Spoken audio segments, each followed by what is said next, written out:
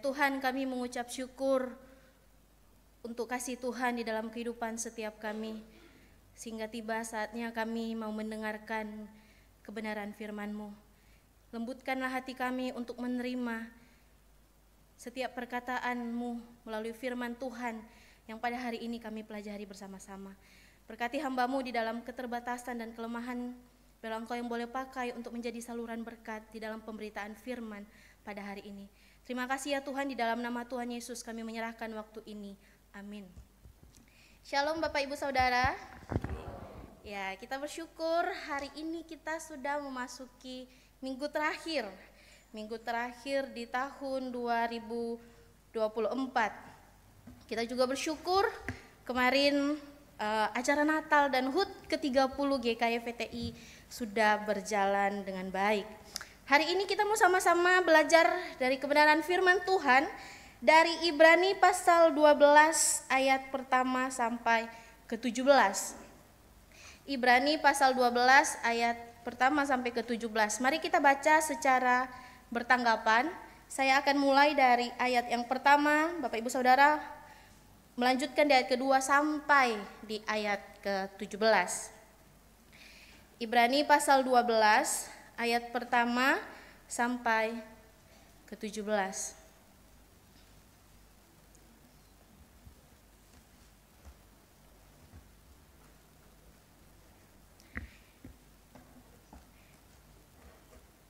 Demikian firman Tuhan.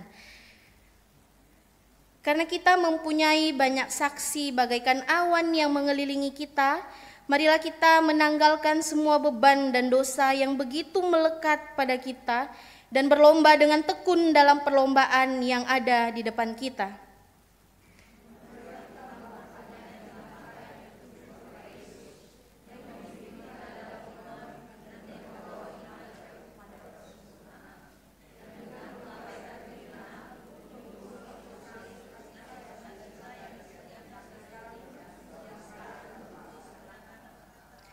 Ingatlah selalu Dia yang tekun menanggung bantahan yang sehebat itu terhadap dirinya dari pihak orang-orang berdosa, supaya jangan kamu menjadi lemah dan putus asa.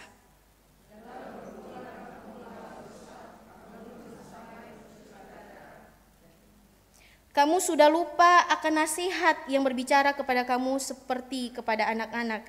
Hai anakku, janganlah anggap enteng didikan Tuhan, dan janganlah putus asa apabila engkau diperingatkannya.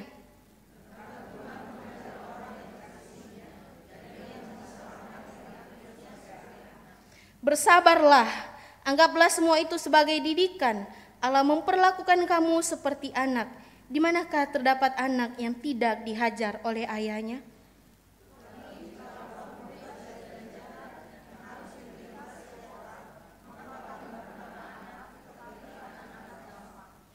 Selanjutnya dari ayah kita yang sebenarnya kita beroleh didikan dan mereka kita hormati. Kalau demikian, bukankah kita harus lebih taat kepada Bapa segala roh supaya kita hidup?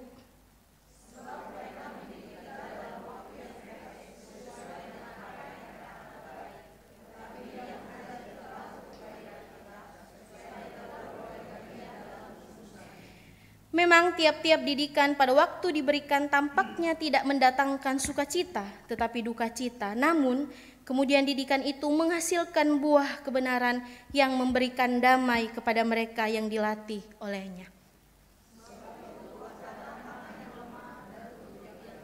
Luruskanlah jalan bagi kakimu sehingga yang pincang jangan terkilir melainkan sembuh.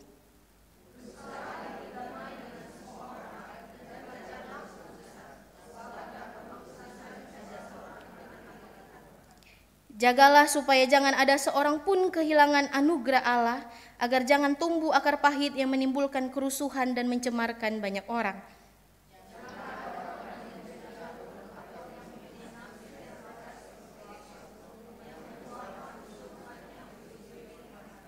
Sebab kamu tahu bahwa kemudian ketika ia hendak menerima berkat itu, ia ditolak sebab ia tidak beroleh kesempatan untuk memperbaiki kesalahannya sekalipun ia mencarinya dengan mencucurkan air mata.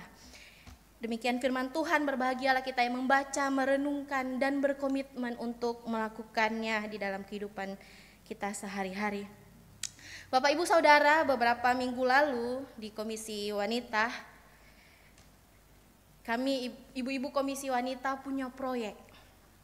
Ini ya, ibu-ibu masih ingat ya, proyek merangkai bunga.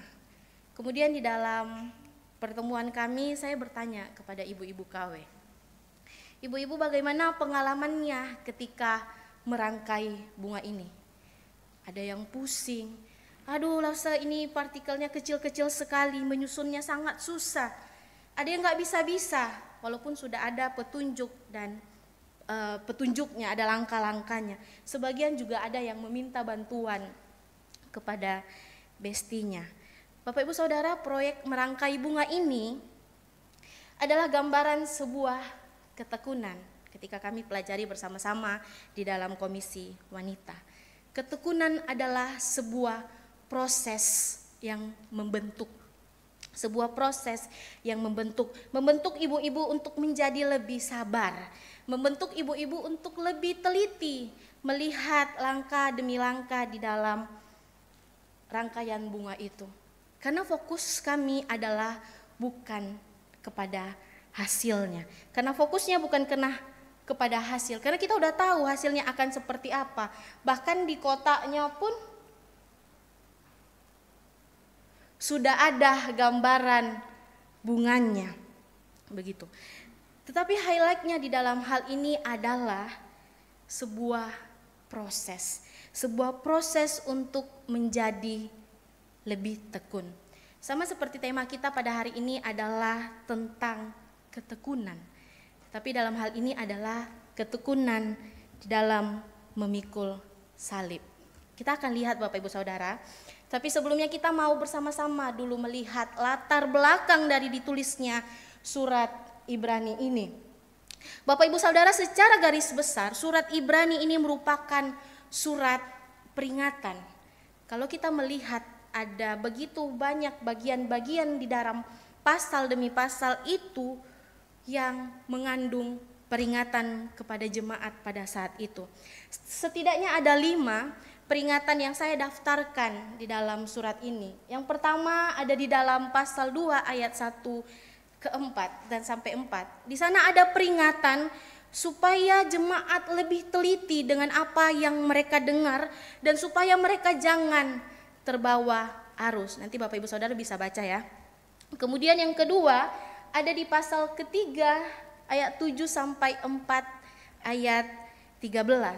Di sana ada peringatan untuk tetap waspada supaya jangan terdapat seorang pun yang hatinya jahat. Jangan seorang pun yang terdapat hatinya jahat bahkan murtad dari Allah. Kemudian di ketiga yaitu ada di pasal 5 ayat 11 sampai pasal 6 ayat 12. Pada bagian ini juga hampir sama dengan peringatan sebelumnya, yaitu untuk tetap waspada dan tetap berpegang teguh pada pengharapan kasih Kristus. Dan yang keempat ada di dalam pasal 10 ayat 19 sampai 39. Di sana juga ada peringatan kepada orang-orang untuk tidak mengundurkan diri dan tetap percaya kepada Allah. Dan terakhir di pasal 12 yang kita baca barusan, yaitu ada peringatan untuk tetap bertekun di dalam iman. Saudara, kenapa kemudian penulis Ibrani menyisipkan bagian-bagian peringatan di dalam setiap pasalnya? Karena konteksnya pada saat itu potensi untuk mereka berbalik dari iman kepada Kristus sangat besar kepada ajaran-ajaran lain, atau ada sekte-sekte di dalam Yudaisme. Karena pada saat itu situasinya mereka sedang mengalami yang namanya tekanan, baik secara eksternal maupun secara internal. Untuk itulah kenapa kita melihat di dalam setiap bagian-bagian di pasal demi pasal di dalam surat Ibrani ini ada peringatan supaya tetap waspada, supaya tetap mempertahankan imanmu kepada Kristus, supaya jangan berbalik imanmu, karena potensi untuk berbalik dari Kristus itu akan selalu ada. Untuk itu ditutuplah dengan peringatan bertekunlah di dalam iman. Bapak Ibu Saudara, mari kita lihat bersama di dalam ayat pertama yang barusan kita baca, dikatakan demikian. Karena kita mempunyai banyak saksi bagaikan awan yang mengelilingi kita. Kita berhenti sampai di situ dulu ya, supaya kita nggak bingung nih pada bagian ini. Sebenarnya bagian ini dikatakan karena kita mempunyai banyak saksi bagaikan awan yang mengelilingi kita. Ini masih ada sambungannya dengan pasal sebelumnya, yaitu di pasal 11. Kalau kita melihat di pasal 11 itu berbicara tentang saksi-saksi iman. Mereka adalah tokoh-tokoh di dalam perjanjian lama yang memberikan kesaksian iman mereka melalui perkataan dan kehidupan mereka di dalam perjanjian lama. Di sana tercatat ada Habel, ada Abraham, ada Henok. Nanti Bapak Ibu sendiri bisa baca ya. Dan di dalam perjalanan orang-orang dan tokoh-tokoh PL ini menjadi satu kesaksian bagi para pembaca, bahkan kepada kita, untuk melihat perjalanan kehidupan mereka, betapa mereka hidup di dalam ketekunan dan kepercayaan kepada Allah. Walaupun dikatakan nanti di pasal 11, walaupun mereka tidak sampai melihat kepada penggenapan janji Allah, yaitu di dalam Yesus Kristus. Tetapi Bapak Ibu Saudara, menariknya perjalanan iman mereka yang disebut sebagai saksi-saksi iman itu dicatat sebagai satu teladan bagi pembaca, bagi kita untuk melihat betapa susahnya kehidupan mereka pada saat itu, tetapi mereka tetap bertekun di dalam iman. Bapak Ibu Saudara, kalau nanti mengambil waktu untuk baca surat Ibrani, maka akan menemukan di sana tertulis bagaimana mereka didera, mereka mengalami penderitaan, mereka mengalami kesengsaraan. Bahkan dikatakan dunia ini sangat tidak layak untuk mereka tinggali. Saking mereka mengalami penderitaan itu. Tetapi intinya di pasal 12 ini sebenarnya tertuju kepada Yesus Kristus.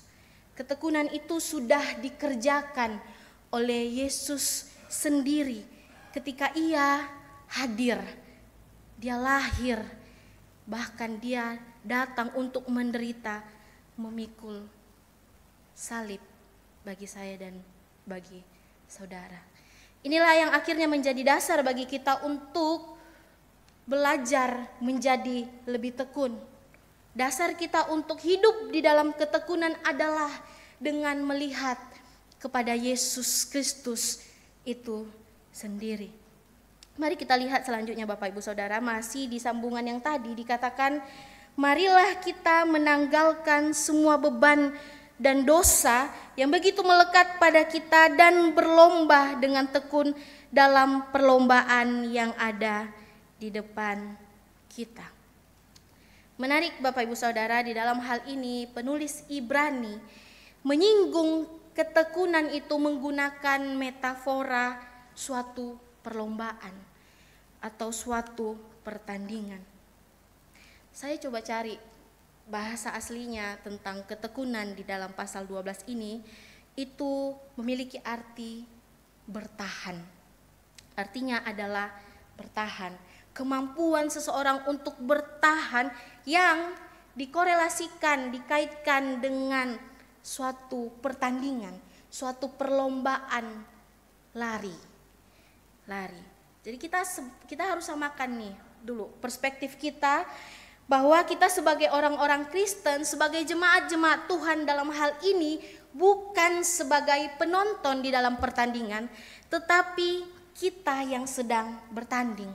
Kita yang ada di garis start, kita yang sedang berlomba. Dan bukan hanya satu orang yang berlomba Bapak Ibu Saudara, bukan hanya saya, tetapi kita semua orang-orang yang sudah percaya adalah orang-orang yang berada di dalam arena perlombaan. Ketika kita memutuskan untuk percaya kepada Yesus Kristus, di saat itulah kita start. Di saat itulah kita memulai perlombaan kita. Di saat itulah kita memperjuangkan iman kita.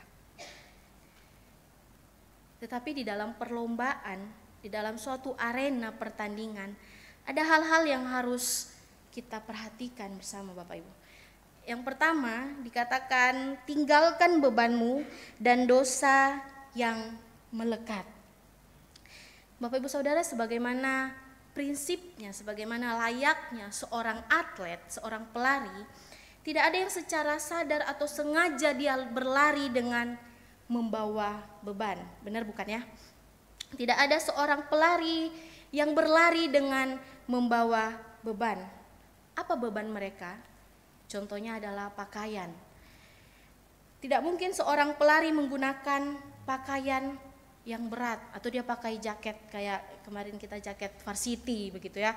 Itu nggak mungkin. Tetapi seorang pelari akan berlari dengan menggunakan pakaian lari. Kemudian contoh lainnya adalah beban berat badan. Seorang pelari akan memperhatikan beban berat badannya. Semakin berat badannya, maka semakin berat kerja tubuhnya untuk berlari dan berlomba. Bahkan Bapak Ibu Saudara, contoh yang paling sederhana adalah handphone. Handphone adalah salah satu benda yang tidak dan sulit untuk dilepaskan dari genggaman manusia pada saat ini. Ya, kemana-mana pasti semua orang bawa handphone. Tetapi seorang pelari tidak akan mungkin membawa handphone ketika dia sedang berlari atau berlomba. Seorang pelari tidak mungkin akan membawa handphone ketika dia sedang berlomba, masuk di dalam arena pertandingan. Kenapa? Karena itu akan menjadi beban bagi dia. Coba kita mari bayangkan, mari kita berimajinasi sebentar. Saat ini kita ada di dalam arena perlombaan. Kemudian karena kita tidak mau meninggalkan beban, ini handphone begitu berharga, kita berlari membawa handphone ini. Terus tiba-tiba ada ting, ada chat masuk. Atau ting, paket Anda sedang diantarkan. Begitu. Dan itu akan menjadi penghalang untuk kita berlari begitu rupa. Pada akhirnya ini akan menjadi masuk akal bagi kita. Gambaran ini akan menjadi masuk akal bagi kita sebagai orang Kristen. Beban apa yang saat ini menghalangi kita untuk bertahan di dalam perlombaan? Beban apa yang saat ini menghalangi kita untuk tekun berlari? Dan bukan hanya beban, tetapi dosa yang begitu melekat pada kita semua. Dosa apa yang begitu berat untuk kita lawan saat ini, Bapak Ibu Saudara? Dosa apa yang begitu berat untuk kita tinggalkan saat ini? Kita harus mengakui bahwa kita adalah orang-orang yang begitu rentan terhadap dosa. Kita begitu lemah terhadap dosa. Tetapi di dalam anugerah Allah, kita sungguh dimampukan untuk melawan dosa itu. Kita dimampukan untuk berjuang hidup di dalam roh dan kebenaran. Kita dimampukan untuk berjuang meninggalkan segala kenyamanan kita. Kita berjuang untuk meninggalkan hal-hal yang mengikat kita, yang justru menjauhkan kita dari Allah. Kita berjuang supaya kita tidak jatuh di kesalahan yang sama. Kita berjuang bagaimana di tempat pekerjaan kita juga menunjukkan integritas kita. Di sekolah bagaimana kita bergumul untuk hidup sebagai anak-anak terang. Ketika teman-teman sedang menyontek, maka sebagai anak-anak Kristus aku memutuskan untuk bertahan, melakukan kebenaran dengan tidak menyontek. Dan kita bergumul untuk membawa diri kita ini supaya tidak menjadi batu sandungan bagi orang lain setiap harinya. Dan perjuangan kita melawan dosa yang begitu melekat dari kita, di dalam diri kita hanya bisa dan dimampukan di dalam anugerah Allah. Karena kita sendiri tidak mempunyai kemampuan untuk melepaskan diri kita dari dosa. Untuk itulah Allah sendiri yang datang. Allah sendiri yang berinisiatif melepaskan belenggu dan kemelekatan kita dari dosa. Bahkan dikatakan sampai dia bercucuran darah. Bapak Ibu Saudara, pada akhirnya penulis Ibrani membandingkan pergumulan kita sebagai orang-orang Kristen melawan dosa dengan pengorbanan Yesus Kristus. Kita lompat sedikit di ayat keempat, dikatakan demikian.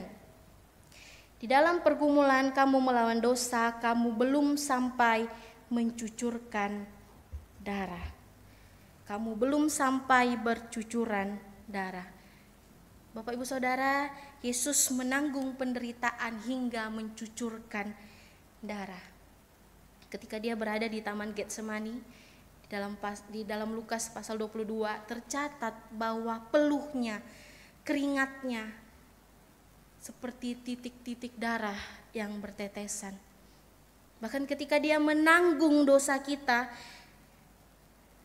dia harus bercucuran darah di atas kayu salib. Kita tidak sampai menderita untuk berjuang melawan dosa, tetapi Yesus Kristus sendiri hadir menunjukkan perjuangannya, menanggung dosa kita di atas kayu salib, bahkan sampai bercucuran darah. Kemudian yang kedua adalah mata yang tertuju ke depan, itu kepada Yesus. Bapak Ibu Saudara, seorang pelari harus mengarahkan pandangannya ke depan. Ia tidak mungkin akan bisa berlari ketika dia sibuk menoleh ke kanan atau ke kiri, karena itu akan beresiko bagi dirinya sendiri. Pandangannya diarahkan sepenuhnya kepada tujuan di depan. Demikian halnya dengan kita sebagai orang-orang yang percaya. Sesungguhnya pandangan kita, arah hidup kita harus menuju kepada Yesus Kristus.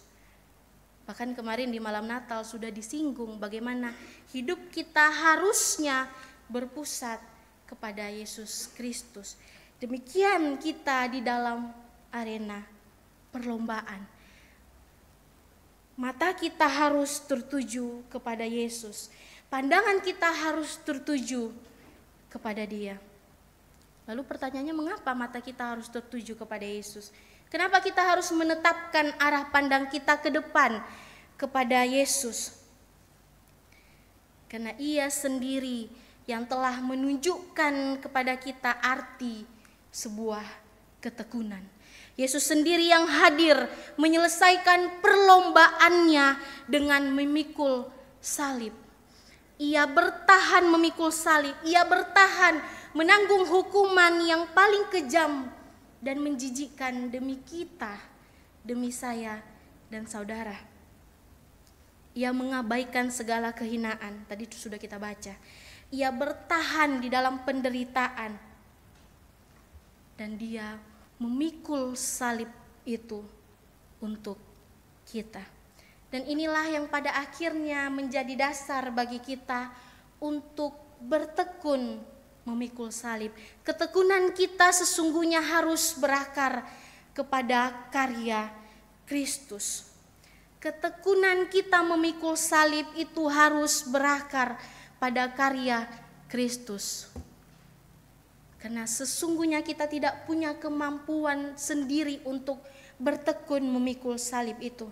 Tetapi ketika mata kita tertuju, mata kita melihat kepada karya Kristus, itulah yang akan menjadi dasar untuk kita bertekun di dalam memikul salib. Bapak Ibu Saudara, mari kita memandang kepada Yesus. Bertekun di dalam memikul salib adalah bertahan menanggung segala penderitaan dan hidup di dalam ketaatan. Tentu ini bukanlah hal yang mudah untuk kita lakukan dan kerjakan. Di sepanjang tahun 2024, mari kita merenungkan sudah sejauh apa kita mengalami penderitaan karena Kristus.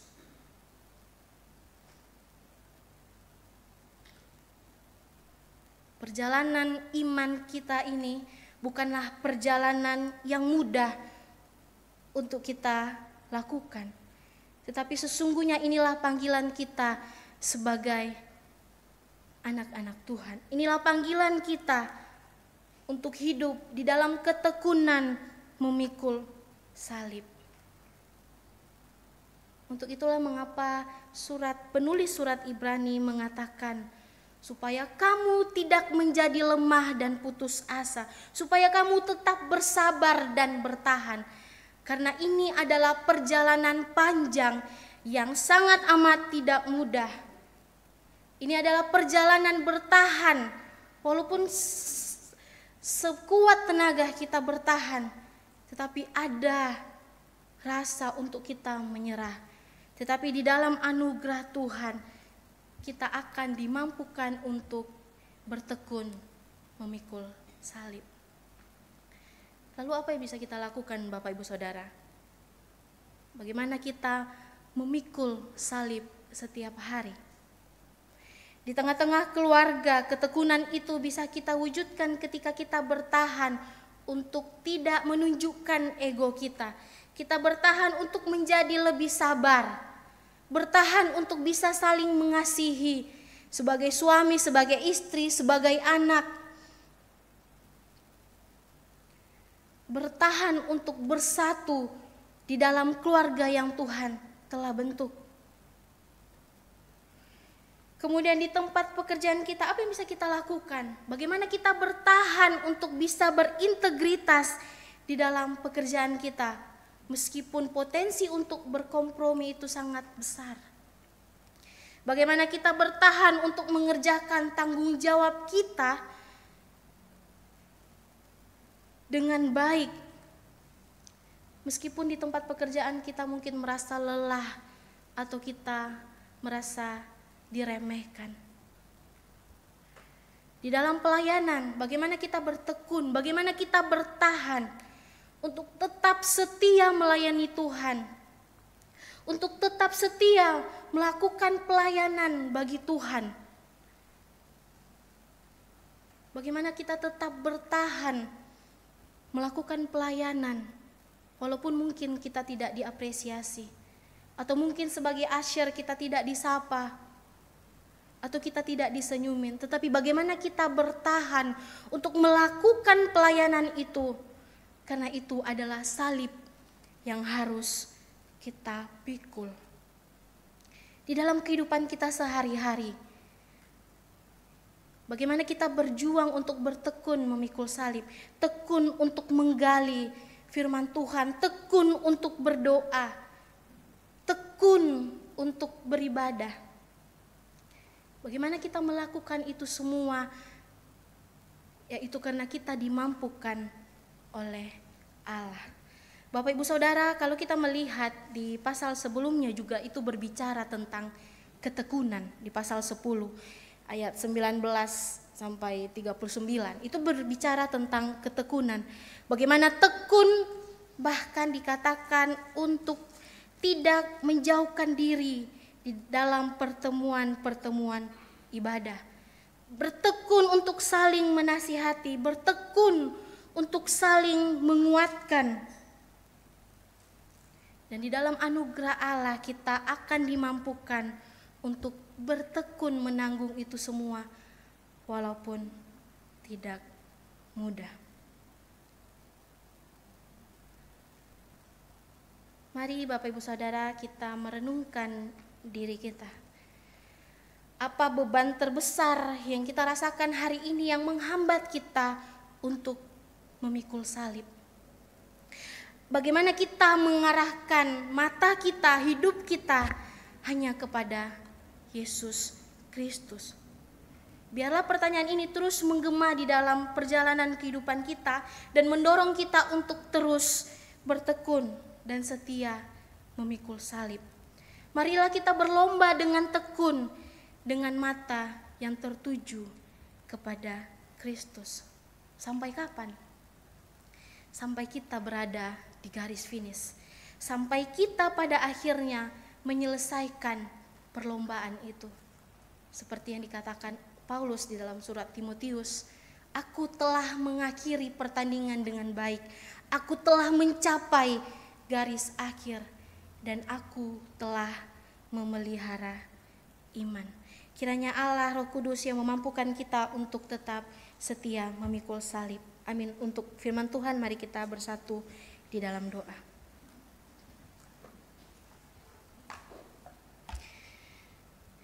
Ya Tuhan, kami mengakui bahwa di dalam perjalanan iman kami sangat sulit untuk kami bertahan menjadi pribadi yang sesuai dengan apa yang Engkau kehendaki. Untuk memikul salib hari demi hari sangat sulit bagi kami untuk melakukannya. Tetapi kami bersyukur di dalam anugerah Tuhan kami boleh dimampukan untuk boleh bertekun memikul salib hari demi hari. Biarlah Allah Roh Kudus yang boleh memampukan kami, memimpin kami di dalam setiap langkah kehidupan kami, untuk kami boleh berjalan di dalam kasih Tuhan dengan melihat karya Kristus sebagai dasar untuk kami juga boleh bertekun memikul salib. Terima kasih ya Tuhan, kiranya Engkau yang boleh memampukan setiap kami. Hanya di dalam nama Tuhan Yesus kami bersatu di dalam doa. Amin.